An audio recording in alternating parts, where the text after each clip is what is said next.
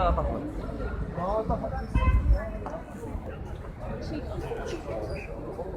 Ne yapıyorsun karabalık? Ne yapıyorsun?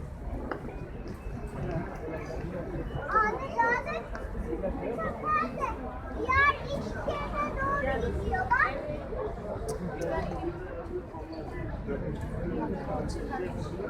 Gel şeye suya gidelim karşıya.